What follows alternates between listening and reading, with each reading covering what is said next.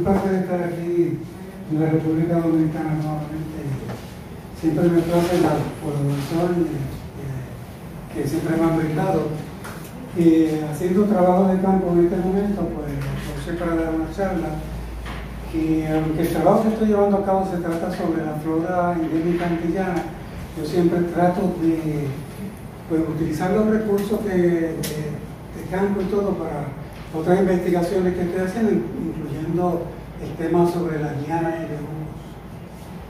Entonces, una breve introducción sobre las lianas. Si vemos el bosque desde el punto de vista energético, la luz es un factor muy importante para el sistema energético, de cómo se reproducen las plantas, cómo van acumulando carbono. Y esto es un factor muy importante, especialmente si uno está en el sotobosque, donde la luz que se filtra es muy poca. Entonces esto sería el problema que se enfrentarían muchas de las plantas del sotobosque, incluyendo las trepadoras y lianas. Este es un problema que los árboles han resuelto ya, pues, creciendo de magnitudes bien altas, pero eso requiere una contribución bien grande de energía, todo ese carbono que se va acumulando en la creación de estos árboles. En cambio, las lianas tienen otra estrategia, que es la de utilizar pues ya estas estructuras existentes en el bosque para accesar la luz. Como podemos ver aquí, va una gracia subiendo por ese árbol para utilizar ese recurso de luz. Muchas estrategias que las lianas utilizan para subir a los árboles, y eso es una cosa que estaré tocando en la charla. Hay lugares que se llaman bosque de lianas, y esto es una vista de una gran densidad de lianas. No todas las áreas son así, pero esto es un área tropical. Y como veremos también les estaré hablando un poco sobre la distribución de lianas a nivel mundial para que tengan una idea de dónde se distribuyen.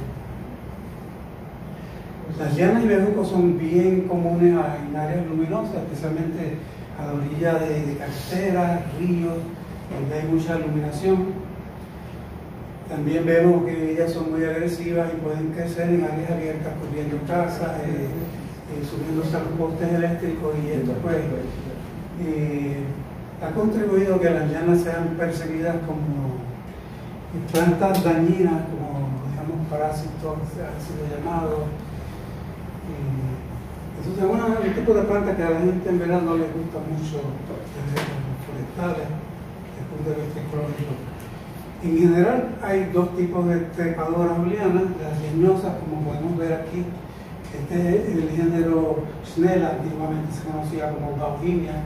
Este es estrictamente neotropical, va continental, desde Costa Rica hasta Brasil. Y tenemos un ejemplo de un bejuco herbáceo, el género Dioscorea, que es muy común tanto en el neotrópico como en el viejo mundo.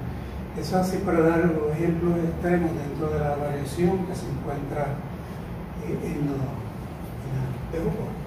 Entonces, pues básicamente esta charla que voy a estar dando, aquí hay un esquema para que puedan seguir bien lo que voy a estar diciendo. Primero voy a dar una definición de lo que son las lianas, las trepadoras. Y esto es importante porque no todos coincidimos en la definición de lo que es una trepadora o una liana. Después les hablaré sobre la distribución taxonómica, en los grupos taxonómicos, dónde se encuentran las lianas. Y luego pasaré a hablar de lo que ha sido llamado síndrome de lianas por un equipo de trabajo de la Universidad de Sao Paulo, donde básicamente se resumen una serie de características que muchas lianas comparten. Ese estilo de vida viene acompañado pues, de ciertos tipos de anatomía, crecimiento y hasta métodos reproductivos, como veremos. Un poco de la ecología, distribución y diversidad.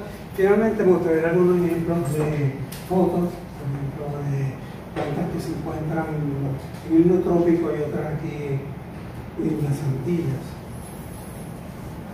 Entonces pasamos a la definición y tenemos que hay definiciones que son muy amplias y otras que son más restrictivas. Y recalqué aquí la palabra terrestre en rojo, porque para muchas personas una liana, un bejuco, tiene que ser una planta enraizada en el suelo y luego sube para tener acceso. En este proyecto en que yo estaba trabajando, pues queremos ser más inclusivos y básicamente pues no requerimos que esta planta sea terrestre, sino que puede ser una epífita, porque podemos ver que algunas epífitas también son trepadoras, porque comienzan a crecer arriba, pierden la conexión con el árbol, vuelven a subir. Entonces es un poco complicado definir la liana desde el punto de vista terrestre.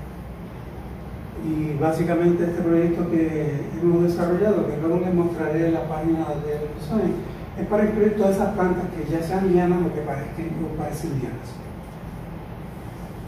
Ahora, entrando en la terminología y cómo la terminología ha cambiado a través de los siglos, vemos que el primer uso y esto en la literatura científica, Fernández de Oviedo, quien nos escribe sobre la historia natural de las Indias, y Fernández de Oviedo escribió mucho basado en las informaciones que él colectó en esta isla, en la isla de la Española, y además pues en el continente sudamericano. El primer uso de esa palabra bejucos, que es de derivación del Caribe, ya él hablaba de los bejucos en su obra. Después, más de un siglo después, Plumier, también en esta isla, pero en la parte haitiana, que era la colonia francesa, habla de estas plantas trepadoras y se refiere a ellas como lianas. Básicamente no se refería a una planta trepadora, sino básicamente liana viene en francés, que quiere decir ligar, atar. Entonces se refiere a que estos tallos se usaban para construir, digamos, bohíos, para amarrar cosas. De ahí viene esa connotación y se ha utilizado entonces el término liana. Linneo utilizó escandente, entonces vemos que escandente es sinónimo con trepadora, liana. Humboldt ya en su obra de ecología en el Nuevo Mundo utiliza liana. Darwin, ese libro famoso sobre plantas trepadoras, ya usa climbing plants. Entonces toda esta terminología ustedes van a encontrar en la literatura. Ya los alemanes, los anatomistas, utilizaron el término liana. Y ya entonces siglo XX, siglo XXI, vamos viendo cómo básicamente se va forjando el uso de liana, se hace una distinción ya a partir, digamos, como a partir de Little Jones, el diccionario de botánica, donde él dice que las lianas son las trepadoras leñosas. Ya Gentry también habla de lo mismo, porque Gentry se refiere a las lianas y trepadoras. Ya vemos entonces el trabajo clásico de Potts, que fue sobre ecología de lianas y barro colorado. Entonces ya él sí definitivamente identifica liana con una trepadora leñosa. Y ese es el uso que corrientemente, actualmente se le está dando al término liana como una trepadora leñosa.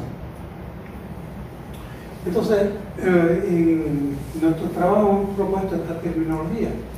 Liana es una trepadora leñosa, bejuco una trepadora herbácea, y entonces el término más general sería una trepadora, que a veces uno no sabe si es leñosa o es herbácea. Esto es importante porque muchas veces se utiliza una cantidad sin número de términos que no son equivalentes. Inclusive a veces se confunde el mecanismo de cómo las plantas trepan con el hábito trepador. Un ejemplo es que a veces uno ve en la etiqueta que dice planta voluble, queriéndose referir a una planta trepadora, pero voluble en realidad lo que quiere decir es que es una planta que se enreda, que sube a los árboles usando ese mecanismo. Entonces no son terminologías equivalentes. Bueno, hasta ahí hay mucho que se podría seguir abundando sobre la definición, pero eso es más o menos una introducción.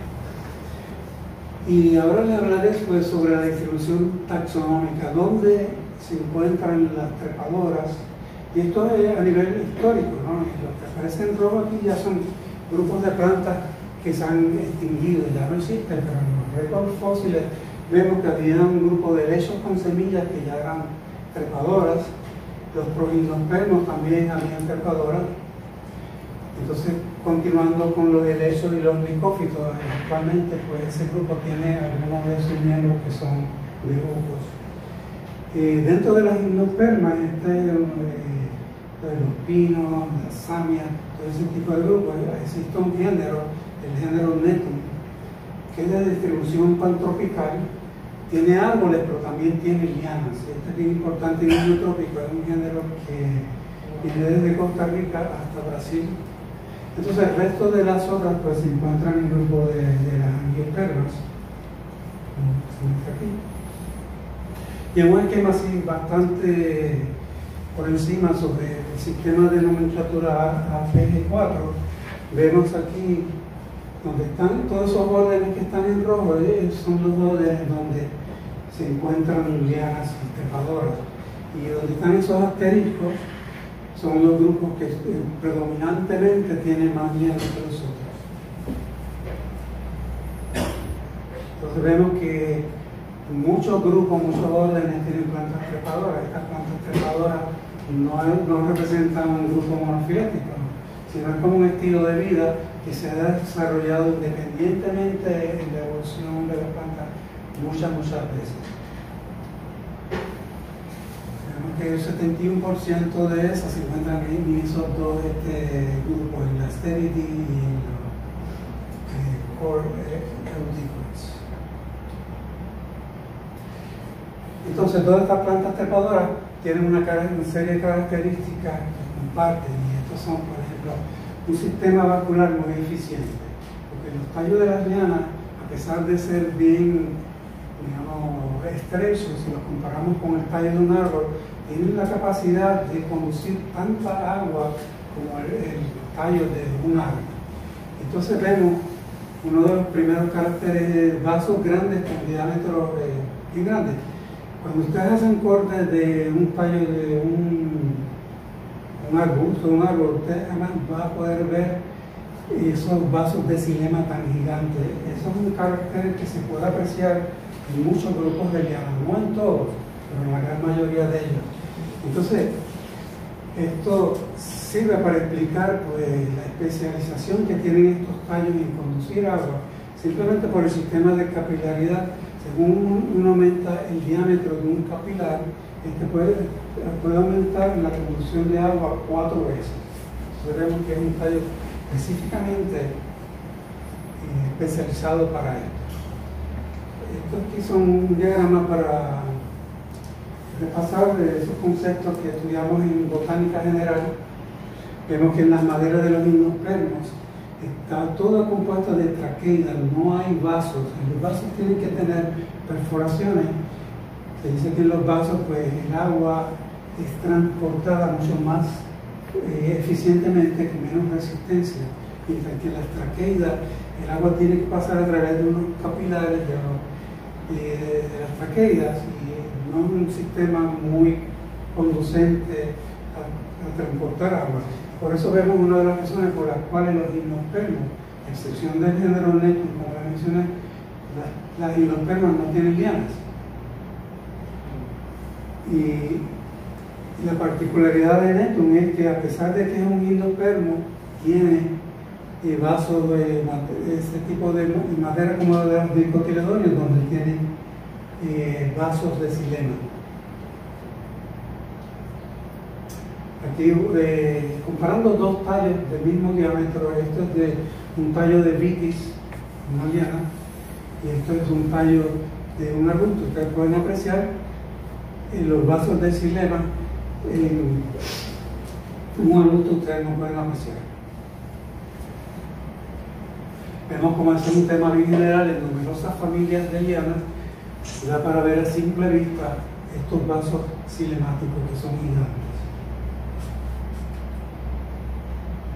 Entonces, si hacemos una comparación dentro de filogenéticamente, comparando especies dentro de un mismo género, podemos ver que hay diferencias también. Por ejemplo, el género Macaerium de la Fabaceae Y esta especie de acá es un árbol y esta de acá es una liana, y podemos ver ese contraste ya en el tamaño de los vasos. Lo mismo que aquellos que son árboles, muchos de los vasos tienen perforaciones escalariformes, donde el paso del agua está restringido, mientras que en las lianas, muchas de ellas, pues las perforaciones son simples, aquellas son simples, estas son escalariformes. Esto permite el transporte de agua mucho más eficientemente y rápido, y eso se encuentra en muchas lianas. Otro ejemplo de diferentes tipos de lianas es que lo que se ha llamado dimorfismo de los vasos es que todo ese sistema del xilema, el tejido, algunos son las células, todas son conductoras. Sin embargo, algunas son especializadas para conducir agua, como aquí, pero aún así hay pequeños vasos que tienen la función de darle rigidez al tallo. Esto en maderas de árboles, pues hay una diferencia en que hay vasos, pero también hay fibra, hay parénquima, hay una serie de tejidos que en general las lianas no tienen todos esos tejidos, sino que básicamente los vasos toman esas funciones para poder ser más eficientes en la conducción de agua. Otro carácter que encontramos en muchas lianas es la abundancia del tejido parenquimático en el tallo. Y esto pues le garantiza que puedan transportar agua, pueden también tener un crecimiento rápido. Muchos de ustedes, los que han trabajado en el campo o en agricultura, saben que si ustedes cortan un bejuco y lo tiran al suelo, ese bejuco va a germinar y va a producir otra planta. Y se debe a eso, porque tienen cantidad de parénquimas que le permite el crecimiento rápido, como podemos observar en muchas de las plantas trepadoras. Y este tejido parenquimático se manifiesta de muchas formas, pero es bien común ver en los rayos del xilema, que son rayos bien anchos, que son células parenquimáticas. Lo mismo que podemos ver en Isaguranea, que es una curvitácea. Otro carácter en las malpighiáceas, donde hay islas de parénquimas y floemas dentro del tallo, y eso le permite que el tallo sea más flexible. Entonces vemos otro carácter, pues eso, como les mencioné, rayos altos y anchos. Eso se va a ver en muchas de las trepadoras lianas. La parénquima usualmente no es lignificada, quiere decir que esas parénquimas se van a mantener a lo largo de su vida conduciendo agua. A diferencia de los árboles, que las parénquimas se lignifican, mueren, entonces son rígidas y eso es lo que les da la rigidez de la madera. Eso es algo que ustedes no van a encontrar en las lianas. Y como les mencioné, pues las hierbas son capaces de germinar, unas las corta, unas machetazos, pero pueden producir raíces y otra vez volverse a conectar al suelo. Y eso les permite que sean tan exitosas en trepar y conquistar las áreas arteriales. Otra parte del síndrome de lianas es el desarrollo tardío de hojas. Y esto lo vamos a ver en muchos grupos. Por ejemplo, aquí en una bignoniacea vemos cómo los zarcillos, que son parte de la hoja, se desarrollan antes que los foliolos. Eso le permite que la planta se pueda fijar, y una vez que la planta está fijada, entonces pues, empieza a producir hojas. Eso también lo vemos en el género Hippocratea, donde esas ramas laterales son las que crecen y luego que se desarrollan las hojas. Otro carácter que se encuentra en muchas de las lianas son las variaciones cambiales.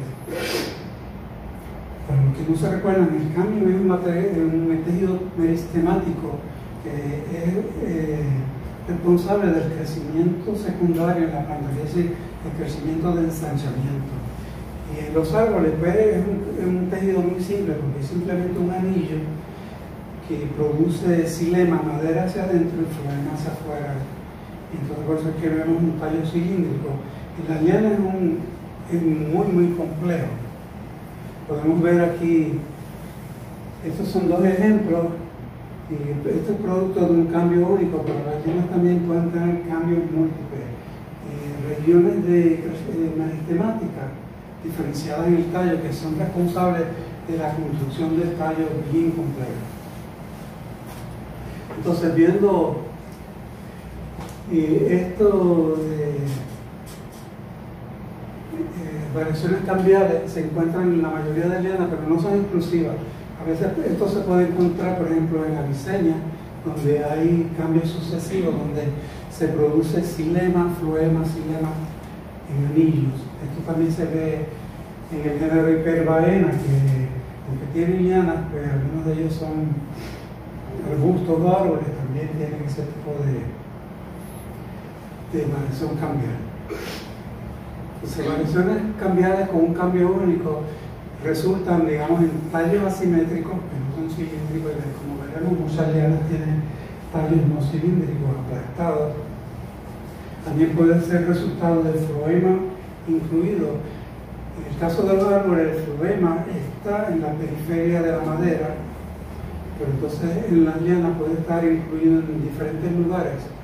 Esto se cree que se ha desarrollado de esta manera porque las lianas están todo el tiempo expuestas a la fricción y esa área de la corteza se puede romper, y en esa área donde se encuentra el floema, entonces se puede parar el flujo de azúcares al romperse el floema. Entonces se dice que es un mecanismo especializado para las lianas poder asegurarse de que van a persistir. También hay elementos axiales divididos en segmentos, esto es por la presencia de vaso de xilema sobre la vía abundante. O puede ser el xilema interrumpido por cuñas de floema, como lo veremos. Bueno, para mostrarles ejemplo, esto es un tallo de una cocoloba. Aquí las cocolobas en el Caribe son todas árboles, a excepción de dos especies en las Antillas Menores que pueden ser lianas.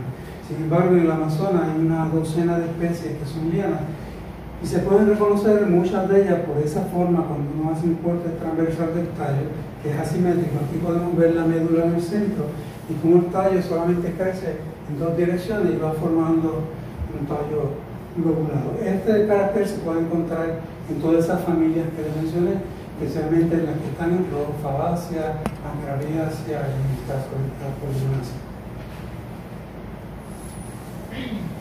Y otros ejemplos de tallos asimétricos, estos son cortes transversales de tallos. Podemos ver cosas como esta. Esto es bien complejo, es una cosa que ustedes no van a ver en el rol. Esta es una Schnella, antiguamente una Bauhinia. Ese tallo básicamente es como si fuese una cinta. Estamos hablando de que puede tener 5 o 6 pulgadas de ancho y un espesor de un cuarto de pulgada. Aquí en la República Dominicana ese género no está, pero hay otros géneros de Fabaceae que tienen tallos así en forma de cinta. Otro de los caracteres que mencioné es el floema incluido, que son esos puntos que se ven ahí, esos son hilas de floema dentro del xilema. Estos caracteres, pues, como mencioné, le dan cierta ventaja a las lianas, pero son bien útiles para diferenciar los diferentes tipos de plantas. Esto es un carácter que se utiliza mucho para identificar lianas, porque a veces cuando usted entra a un bosque y ve las lianas, las hojas y los frutos están allá en el bosque de arriba, lo único que ustedes van a ver son los tallos. Entonces estos caracteres que yo estoy presentando son bien fáciles, bien útiles para ustedes poder diferenciar familias y hasta géneros y a veces especies de liana. Entonces otro ejemplo de conforme incluido tenemos en Fainaceae, están los géneros, Ampeliaceae, Pineliaceae, se encuentran en diferentes familias. Obviamente no son familias cercanas, entonces eso es un carácter que se ha dado en la evolución de los tallos en varias ocasiones. Este es otro carácter que se encuentra en muchas familias, como podemos ver, pero predominantemente en Aristolochiaceae, cucurbitáceas, piperáceas y ranunculáceas. Cuando ustedes cortan un tallo, van a ver esos rayos tan anchos que a veces dividen el área del xilema en porciones, como si fuese una pizza que usted está picando y está así el segmento. Eso le da flexibilidad y también pues, la planta es capaz de crecer rápidamente. Ejemplo de eso se encuentran cucurbitáceas, Cissus y hasta en Cisampelus en la menispermácea. Vemos otro carácter, cuñas de floema, y esto se encuentra en toda esa familia, pero predominantemente en Bignoniaceae. Si ustedes cortan el tallo de una Bignoniaceae liana, van a encontrar esas cuñas tan marcadas sobre el floema. Y básicamente, si ustedes cortan ese tallo y ven si tiene 4 cuñas, te voy a decir que es una Bignoniaceae. Pueden ser 4 cuñas o múltiples de 4. Es un carácter bien útil para diferenciar Bignoniaceae, como podrán ver diferentes géneros. Todo este material que yo estoy mostrando son plantas del neotrópico. Bignonia se encuentra aquí, Rhododendron, otro género que está presente aquí, y estos otros son suramericanos o centroamericanos. Vemos otras familias como asteráceas que pueden tener cuñas. Todos estos elementos, digamos, suramericanos, pero vemos la presencia de cuñas en estas otras familias. O sea que esto no es único de Bignoniaceae, solo que en la Bignoniaceae tiene ese arreglo tan simétrico y es bien útil para diferenciarlo. La única excepción es en Trigonia, que además tiene 4 cuñas en forma simétrica, pero tiene otros caracteres que uno puede utilizar para diferenciarlo de la Bignoniaceae. Entonces pasamos ahora al grupo de lianas con cambios múltiples. Quiere decir que ese tallo tiene esa zona de meritemática que se van a producir diferentes tipos de arreglos, como cambios sucesivos, que les mostré en una de las primeras fotos, cambios compuestos de tipo de construcción tipo cable, xilema disperso o cilindros vasculares en neoformaciones. Veremos prontamente fotos, porque todo esto puede sonarles a chino, pero una vez que uno mira las fotos es más fácil de entender. En el caso de estos son cambios sucesivos. Básicamente, la planta joven tiene un tallo cilíndrico y simplemente normal xilema floema, pero luego en parte del córtex ese cambio se vuelve activo y entonces continúa formando xilema floema. Eso se sigue haciendo. Esto no tiene nada que ver con lluvia o digamos invierno, esto es simplemente pues la actividad de un cambio. Esto no es equivalente a cuando usted ve los anillos de la madera en los árboles, que algunos pueden ser anchos o estrechos. Eso se debe más bien al acceso de agua disponible. Vemos que esta producción de anillos concéntricos de xilema y floema se encuentran en muchos grupos. Esta fue la gimnosperma que le mencioné, Netum. En algunas poligedáceas tenemos el género aquí Securidaca, aunque hay otro género, pero Securidaca hace lo mismo, tiene ese tipo de crecimiento. Estos son otros géneros suramericanos, pero básicamente tienen cambios sucesivos. Vemos que estos anillos pueden ser no concéntricos. En esta diapositiva vemos que aquí son concéntricos, y la médula está en el centro del tallo, pero en algunos casos, como aquí, Securidaca, esto era lo que era la médula del tallo, y el tallo simplemente creció en una dirección hacia acá. Vemos lo mismo en el género Abuta, una menispermácea, donde este es el tallo original y solamente crece en una dirección. Esta foto fue tomada de aquí, de un espécimen de raíz de Bauruco, el Neurorincosa, que es un tallo chatado, y vemos como el tallo original es más o menos cilíndrico y luego continúa creciendo lateralmente y forma una cinta. Esto es una serie de caracteres útiles. Podemos ver también la presencia de un látex rojo. Eso es muy útil para diferenciar algunas familias. Las médulas ahí. Tallos compuestos, esto es lo que se ve en las apigáceas. Aquí, por ejemplo, tenemos la Cominia pinnata. Ustedes hacen corte del tallo y exactamente así como se ven. Estas dos especies están aquí en la espalda. Básicamente esto se desarrolla desde el cuerpo primario de la planta y en el meristemo, cuando la planta empieza a formar los tallos, ya se ven esas regiones que se van a desarrollar en xilema rodeados de flores. Lo mismo aquí tenemos un xilema central y otros haces vasculares periferales. Eso es una construcción cable, obviamente, pues es como si fuese, le da resistencia. Y estos tallos son muy difíciles de partir por esa razón. Como la mencioné, es algo que se ve en el cuerpo primario ya. Otro carácter es el xilema disperso. Y esto es un poco complicado cómo se forman estos tallos, pero básicamente el xilema original, hay una zona parenquimática que se desarrolla, empieza a dividir el xilema en diferentes zonas. Pueden ver aquí una pasiflora. Esto es bien interesante porque esta pasiflora yo la conocía de un registro en el Smithsonian, una muestra de madera, y yo dudaba de que eso fuese una pasiflora, pero en este viaje ahora pudimos colectar esa misma especie, pasiflora multiflora, y muestra exactamente ese tipo de arreglo. Vemos otras familias. Como les dije, esto es bien útil para poder diferenciar los diferentes grupos. En cuanto a neoformaciones, básicamente eso se refiere que hay un tallo original.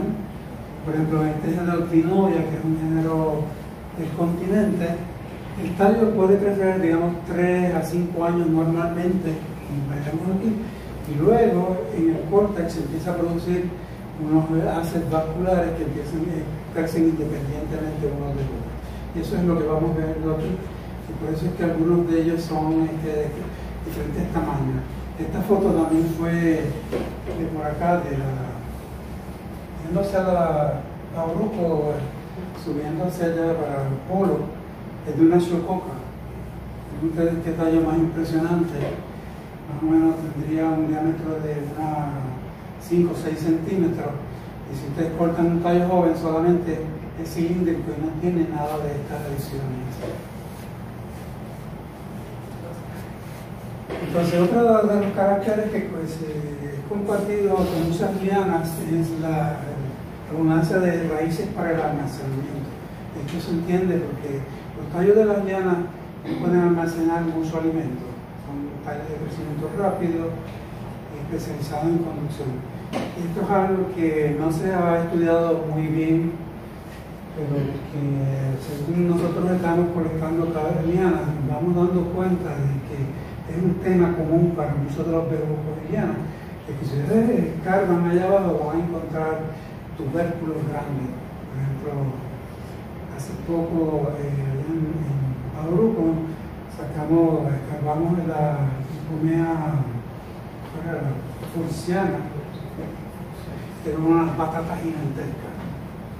Lo mismo el ñame que se come, el smilax, todo eso tiene batata. Eso es lo que sabemos hasta ahora, pero estimamos que quizá la gran mayoría de ellas van a tener ese carácter también.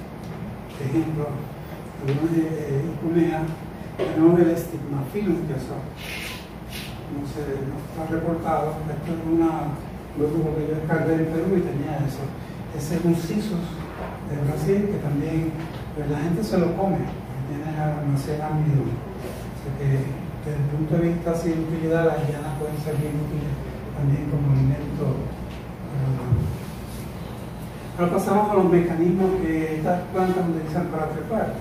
Tenemos las volubles, que es decir, que son enredaderas, las que tienen zarcillos, algunas tienen raíces aéreas con las que se adhieren a los troncos de los árboles.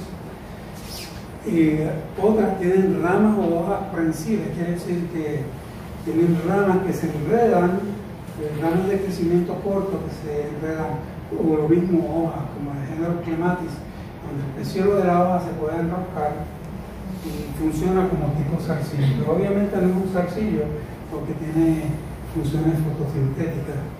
Y sarmentosa, es lo que en inglés se llama scrambling. Porque hay mucha confusión en esta terminología, hay mucha gente que utiliza escandente, pero como vimos es un término del latín que quiere decir trepar, Linneo ya lo usaba en ese sentido, entonces pues nosotros estamos sugiriendo que ese término no se utilice como sinónimo de un mecanismo de subir, sino que se utilice sarmentoso.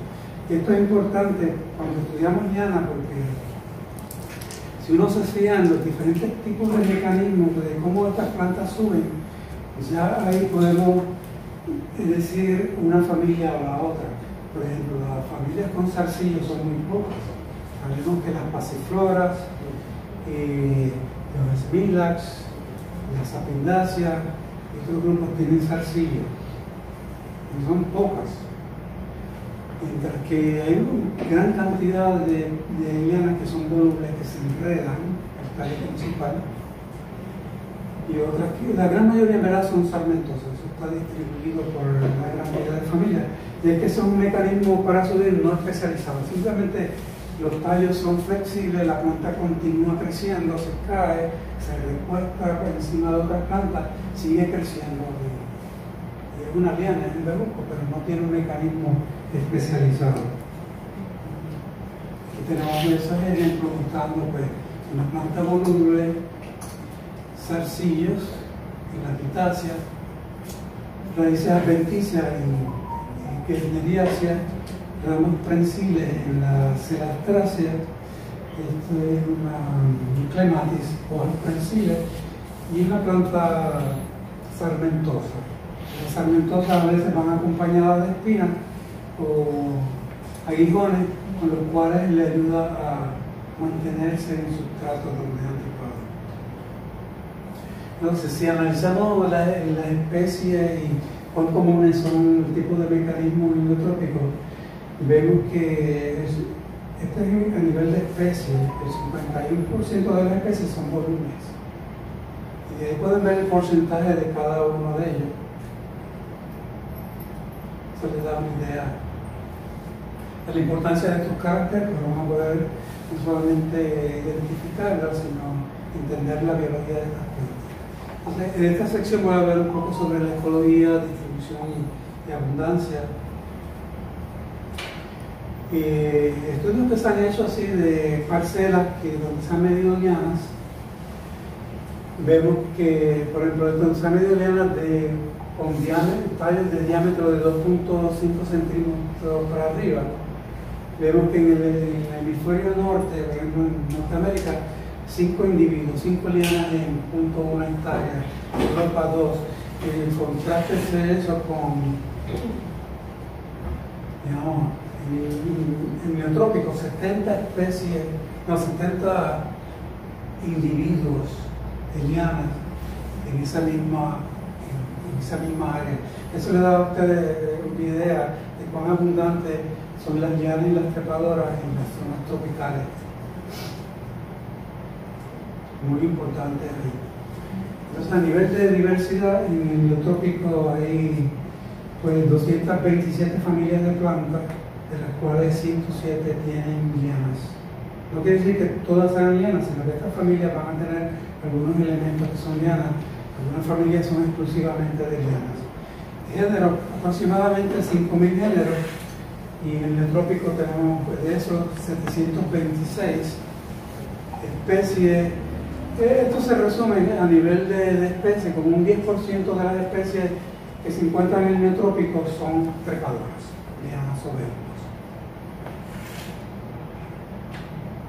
Entonces, las familias más diversas, número 1, Apocynaceae, con 1.360 especies, 83 géneros, y vemos las otras familias, hay muchas otras familias, pero simplemente yo aquí estoy ilustrando aquellas que tienen pues, más de 100 especies.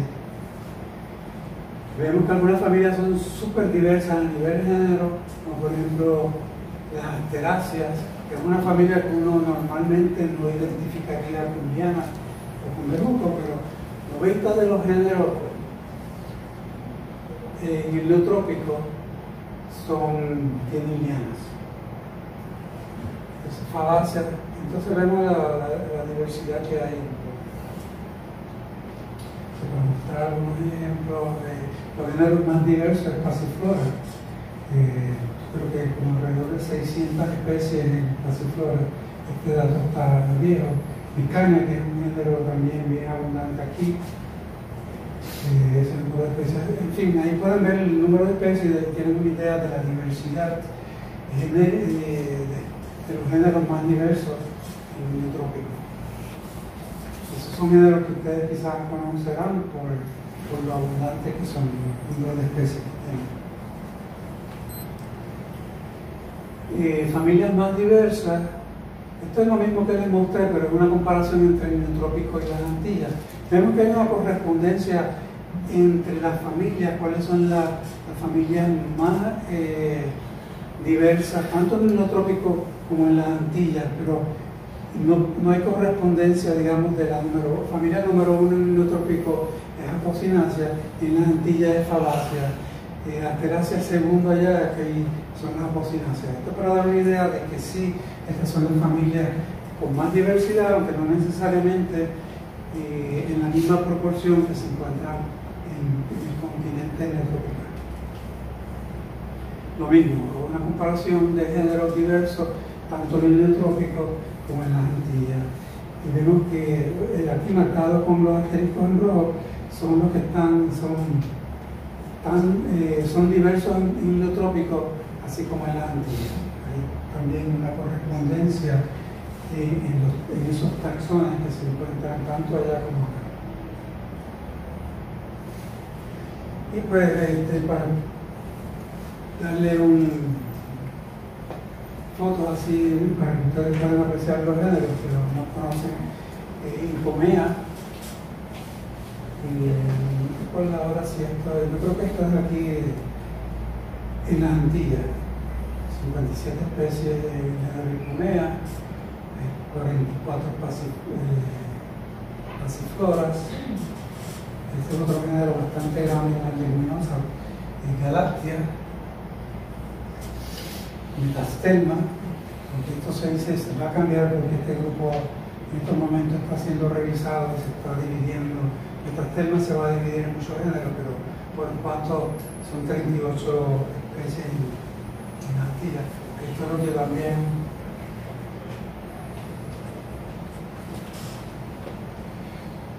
creo que es Micania, un género bastante diverso. Y esto para enseñar que no todo lo que en este tema se conoce. Esto es un ejemplo de cosas que yo encontré trabajando en Brasil, cosas que son nuevas. Por ejemplo, ese tipo de estructura donde hay floema incluido, esas pequeñas puntuaciones, hay ese floema incluido en el xilema. Y esto es una especie de Cumbretum. Ese es el primer registro de ese tipo de anatomía en Cumbretum en el Nuevo Mundo. Eso se conocía en África ya. Entonces esto quizás porque no se ha estudiado bien, porque la gente en verdad cuando colecta bien no colecta los tallos, pero esto podría indicar de que posiblemente conexión de algunas especies del neotrópico con especies africanas, o que simplemente no se conocía. La gente hay que seguir colectando para uno tener esos datos y hacer bien la conexión. Esto es una especie de Paulinia, posiblemente una especie nueva, donde ese tipo de crecimiento, yo diría que es de neoformaciones o cambios sucesivos, no sé, los anatomistas están tratando de descifrar qué es lo que pasa ahí, pero eso es un arreglo anatómico completamente nuevo, nunca se había descubierto. Y a través de estas exploraciones de uno colectar la liana, no solamente las partes floríferas, las hojas, colectar los tallos, uno se va dando cuenta de todo lo que todavía falta por hacerse en este grupo. Este es otro ejemplo en una Hippocrateaceae, que también creo que es el primer registro así también de floema incluido dentro del xilema. En fin, esto es para que tengan una idea de que este es un campo virgen, de que hay mucho todavía por hacerse y por contribuir, que todos ustedes cuando estén colectando plantas pueden contribuir colectando los tallos, tomando datos de todos esos caracteres que yo mostré, que es muy importante, de cómo la planta trepa, todo ese tipo de información que muchas veces dicen registra. Yo he visto etiquetas que simplemente dice liana. Uno no sabe si esa medía 30 metros o si era 5 metros o cómo se paga. Entonces todo ese tipo de información yo les exhorto que cuando ustedes hagan sus colecciones se fijen en eso y lo anoten en su libreta y que estén en las etiquetas, porque es muy importante para el estudio de este grupo. Y esta última diapositiva es para más interés, tengan interés en el tema.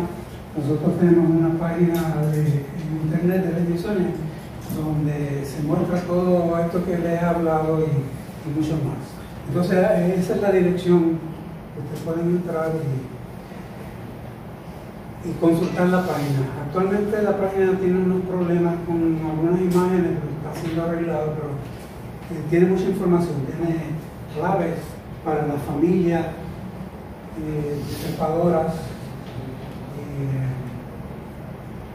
No me recuerdo todo lo que hay ahí, pero visítenlo para que puedan estudiar y disfrutar.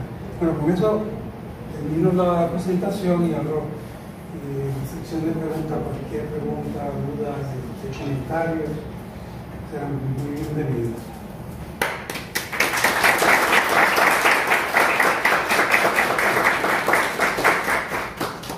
Como dijo Febeo, preguntas. ¿Entendieron todo? Caridad. ¿Es tan cierto de que las lianas imposibilitan la absorción de carbono?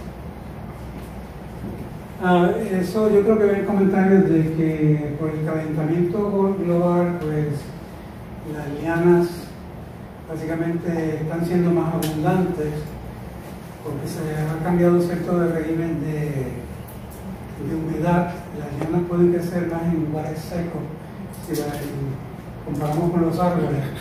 El cuerpo de una liana no puede almacenar tanto carbono como el de un árbol, que son árboles, cuerpos masivos. Entonces, lo que se llama en inglés un carbon sink, que todo ese carbono se fija en un cuerpo masivo. Las lianas no tienen esa capacidad porque, para empezar, casi no tienen xilema. Entonces, en ese sentido, pues es que sí, no almacenan tanto carbono, pero no es que interfieren con la absorción de carbono. ¿Las preguntas? Marcos. Mencionó que está promoviendo que colectemos los tallos de la liana, y mi pregunta es si tiene algún método recomendado, si es simplemente secarlo o guardarlo en alguna solución. ¿Cuál es la manera recomendada de preservar eso? Sí, bueno, colectar el tallo de liana, todas esas fotos que ustedes vieron ahí, la gran mayoría de ellas son fotos que yo tomé en el campo, tallo fresco, porque también se puede después fotografiar una vez que están secos, porque es más fácil cortarlo. Puede ser con un machete, un machetazo, puede ser una tijera de podar. Lo último que yo encontré son unas tijeras que vienen para cortar tubos PVC, que uno sigue apretando y no afloja, entonces da un corte limpio. Entonces la foto queda excelente. Entonces, en términos de la colección se puede hacer eso. Yo solamente lo que hago es que busco parte del tallo que no sea el tallo principal. Digamos, si tiene un tallo secundario bastante grande, yo corto ese, porque no me gusta ir cortando lianas porque se puede morir, sí, muchas de ellas van a rotillar, pero si tengo la opción de cortar un tallo secundario, lo corto. Puede ser un pedazo, ya sea de 4 pulgadas, un pie de largo. Esto, pues, no se aconseja que se seque en el secador cuando uno está secando los especímenes porque es mucho calor. Es mejor secarlas al sol o cerca en la periferia de la secadora, donde reciben calor pero no tan fuerte. ¿Por qué? Porque estos tallos tienden a rajarse cuando se secan. Entonces, una vez que están secos, ustedes saben que no le va a dar un hongo, entonces puede incorporar en el barrio, digamos, la colección de madera. o mismo se pueden colectar en alcohol. Lo importante es que esa información sea recopilada para que esté disponible para entender más sobre este tipo de plantas. ¿Alguna otra pregunta? Pero tiene una... Quisiera alguna explicación, porque a veces algunas plantas volubles, cuando están en el eje que van a crecer, la parte que está muy cercana del, vamos a decirlo, de la planta donde ellos están haciendo circulación, la médula se desplaza, se concentra más los tejidos en la parte que da la curva y después. ¿Tú has observado eso? ¿O? Hay un estudio que se publicó recientemente allí, creo que fue en China, donde ellos marcan una serie de individuos que son volubles, que precisamente son una dinámica entre la liana y el hospedero, porque ambos están haciendo presión uno al otro. Entonces, básicamente el tallo a veces de la liana se achata y eso hace que pues, la médula se quede en un lado y el tallo, pues, al tener presión contra el tallo del hospedero, entonces ese tallo crece. Estamos hablando del crecimiento secundario, del ensanchamiento, crece en dirección contraria. Entonces por eso es que vemos que a veces la médula no está en el centro, sino que está en una orilla, porque de ese lado le estaban ejerciendo presión y entonces creció solamente en una dirección. Eso es lo que tenemos por ahora de evidencia, aunque muchos de ellos, por ejemplo aquel que mostré de la copoloba, la médula está en el centro, pero entonces el tallo crece en dos direcciones achatados. Todavía hay mucho por investigar. Sí. Una pregunta, ¿las lianas presentan preferencias sobre qué tipo de plantas ellas segregan? No necesariamente, no es que sea preferencia, sino que hay árboles que son más inteligentes que otros, si queremos usar esa terminología. O sea, la característica que tienen, digamos, árboles de crecimiento rápido, que tienen ramas laterales que se caen, pues si hay una liana adherida a ese árbol, esa liana se va a caer.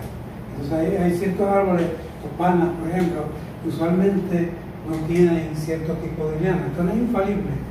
Como veremos, algunas palmas tienen el liano bejuco que se adhiere mediante raíces adventicias.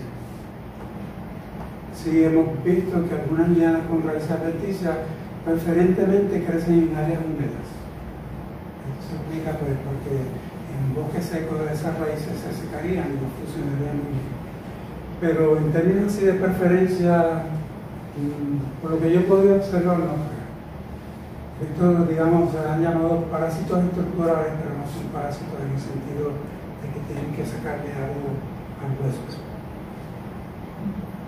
Yo me tenía una pregunta. ¿Qué tal? Tengo una presentación. Yo he visto Aristologia con unos tallos bien gruesos. ¿Qué sabes? ¿Qué tanto puede crecer con un tallo en Ecuador? Esa es una pregunta tricky. O sea, el problema de esto es, por lo que yo he podido ver, he visto Aristoloquias quizás como de 6, 7 centímetros de diámetro. Pero nuevamente, esto es algo que mucha gente no colecciona, no apunta a esos detalles de cuál era el diámetro del tallo. Entonces, yo he coleccionado algunas lianas, digamos, martilláceas de este ancho. ¿Y las dentadas?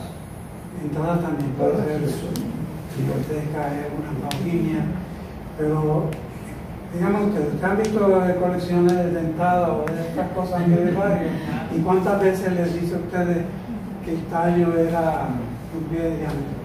Casi nadie provee esa información, entonces es difícil contestar tu pregunta.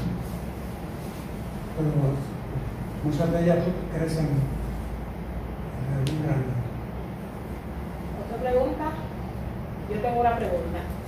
Con relación a los cortes, la metodología. Por ejemplo, te dice que mencionó uno que fue en el viaje que creo que hizo recientemente. ¿Usted lo hace directo del campo o aparte en el laboratorio se utiliza algún método de tinción o se ve a simple vista? No tenemos que usar ningún método de tinción. Esto no es de tinción, ¿eh? consigo una foto donde se pueden ver diferentes tipos. Ok, aquí hay cortes que fueron frescos y hay algunos que fueron secos de material que yo coleccioné. Esto es de un corte seco. Y obviamente un corte fresco es mucho mejor porque se pueden apreciar los vasos del xilema. Esto no está a la misma escala tampoco, pero si yo enfocase más en el centro de ese tallo, no sé, porque fue secado, entonces muchas veces cuando uno lo corta, el acerrín se le mete, tapa los vasos. Es mucho mejor hacerlo en el campo fresco, tiene mucha más información. Sin embargo, si ustedes no pudieron tomar la foto en el campo y que encuentran el tallo, pueden ver que sirve. El primero también fue en el campo. Este también fue en el campo, pero no fue un corte muy limpio, eso fue con una sierra que yo tenía.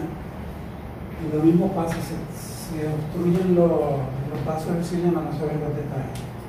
Pero eso no tiene tinción ninguna, simplemente... Tampoco se usó el lente de la lupa manual ni nada por decirlo. No, esto es un macro, un lente macro. Y ahí el problema es que a veces, dependiendo del ángulo del tallo, le puede salir a uno fuera de foco, como se puede apreciar aquí en esa esquina, está un poco fuera de foco. Y yo traté con diferentes cosas, un aditamento donde yo amarraba el tallo, entonces podía mover la cámara más, pero eso es demasiado aparatoso, ¿no? Si uno tiene que hacer una expedición y tiene que cargar un montón de cosas, además cargar ese aparato y no resultó práctico, entonces ya lo hago a simple mano, simplemente así con la mano. O sea que todos podemos hacer esto. Usted decía sobre los datos de etiqueta, que no se ponen mucho datos cuando hacen una etiqueta. Cuando las mediciones, ¿es del diámetro o también del largo? Yo siempre probé esa información y claro, el largo es una medición estimada, porque uno está mirando ahí arriba y uno no sabe, pero eso es mejor que nada. Que yo puedo decir, por ejemplo, yo puedo estimar que tenía 10 metros de largo o que tenía 30, ya ustedes pueden ver que hay una magnitud ahí de diferencia, ¿no? O de que era 2 metros. Y eso ayuda, aunque no, digamos, no es exacto, pero esto es una cuestión relativa y es para entender cuán grande puede ser ese peso. Entonces el diámetro también a veces es a ojo, yo no cargo una cinta para medir el diámetro, pero ya uno después de tanto ver, tanto tallo, ya uno sabe si tiene 10 centímetros o 1. Entonces esa información es valiosa. Entonces, todo ese tipo de información siempre es bueno colectar. Bien, ¿tienen más preguntas?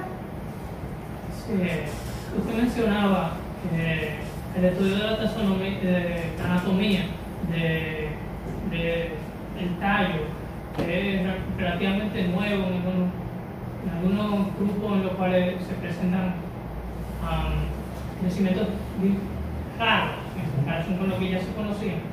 ¿Usted cree que esas nuevas formas de crecimiento, o más bien de formas de la anatomía del tallo, se puedan utilizar como caracteres que influyen en la sistemática de diferentes grupos? Definitivamente. Y que sean importantes, caracteres importantes, porque si mal no recuerdo, usted también mencionó que parecieran mucho homoplatos entre los diferentes grupos. Entonces, ¿como hasta qué punto usted prevé que eso puede utilizar para la identificación de los grupos? Estos se han publicado ya varios artículos.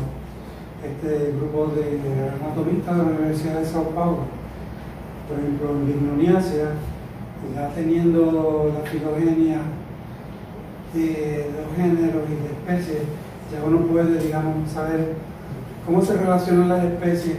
Entonces ya tienen carácter del corte de tallo, de la anatomía, y uno puede, como dice, plantear ese carácter en la filogenia, y ahí surgen unos patrones. Uno puede ver qué patrones son más básicos a ciertos grupos y cuáles son sinapomórficos y cuáles son más derivados a través de ese análisis. Eso es algo que se ha hecho ya en biblionesia, se está haciendo actualmente en Sapindace, pero es un área nueva de estudio. Hay varios investigadores haciendo exactamente eso, utilizando esos caracteres para las relaciones filogenéticas. Y a la misma vez son caracteres que sirven para identificar diferentes géneros. Por ejemplo, si visitas la página de esa del internet y vas a la familia Bignoniacea, ahí se provee una serie de caracteres, digamos,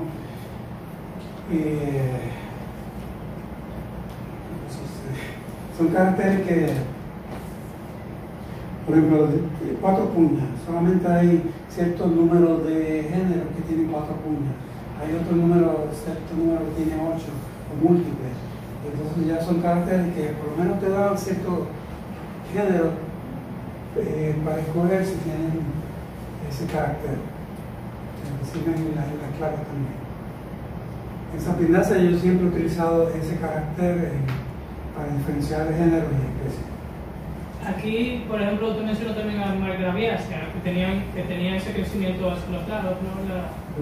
¿Eso es común en todas las Margraviaceas del Caribe? Es más como en Margravia. Ah, solo en el género. Sí, porque los otros géneros son cilíndricos.